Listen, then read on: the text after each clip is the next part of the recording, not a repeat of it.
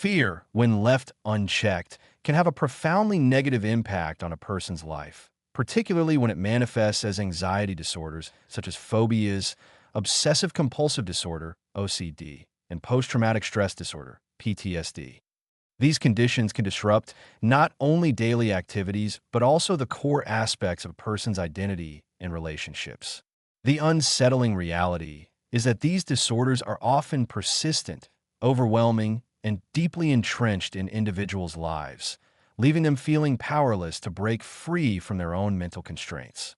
While fear is a natural and protective response, for those suffering from anxiety disorders, it can become a destructive force that severely limits their ability to function and thrive. Take, for example, the experience of Leah Pichotta, who has struggled with agoraphobia for much of her life.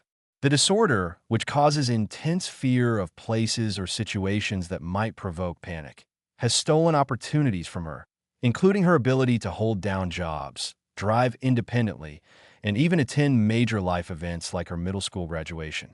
Pichotta's agoraphobia is not just a passing fear. It has shaped the trajectory of her life, preventing her from experiencing the same freedoms and opportunities that others might take for granted. Despite years of therapy, medication, and exposure treatment, Pichotta still grapples with the constant fear of triggering another panic attack, a reality that significantly impairs her sense of independence and her relationships with others. The gripping nature of fear in such cases is not easily dismissed. Even for individuals who understand the disorder and are actively seeking treatment, like Pichotta, the process of managing these fears is fraught with setbacks and frustration. The fear of a panic attack, for instance, becomes so overwhelming that it leads to avoidance behaviors, further isolating the person and reinforcing the cycle of anxiety. This avoidance can be debilitating, leading to a life dictated by what is feared rather than what is possible.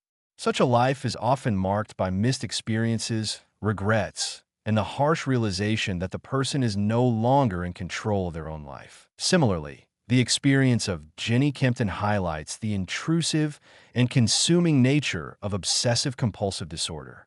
Kempton's religious scrupulosity, a form of OCD, is driven by the irrational fear that if she doesn't complete certain rituals, like reading scriptures for exactly 20 minutes, something terrible will happen. Her struggle is not limited to her religious practices. It extends to nearly every aspect of her life, from her daily exercise regimen to the way she manages her thoughts. While these behaviors may seem like harmless routines to some, for Kempton, they represent a constant battle against a mind that feels out of control. This constant pressure to conform to compulsive rituals can lead to emotional exhaustion, anxiety, and a pervasive sense of failure when things don't go as planned. For people like Kempton, the incessant demands of OCD can lead to feelings of isolation and frustration, as those around them may not understand the depth of the struggle. Well-meaning advice, such as just have faith or don't be scared, often falls short because it dismisses the reality of living with a disorder that is not just about fear, but about an overwhelming need to perform certain actions to alleviate that fear. Kempton's experience underscores the critical importance of recognizing OCD as a legitimate mental health condition, one that requires more than just emotional support or religious reassurance. It demands a structured approach to treatment that acknowledges the neurological and psychological factors at play. In a similar vein, PTSD can wreak havoc on a person's ability to function, particularly when the trauma is as intense as the one experienced by Kristen Bellamy. After enduring an abusive marriage, Bellamy was left with a deep-seated fear of being watched and a constant sense of impending danger. Even after the abusive relationship ended, she continued to experience fear that her ex-husband would somehow find her. The trauma left her trapped in a cycle of hypervigilance, where she was unable to relax or feel safe in her own surroundings.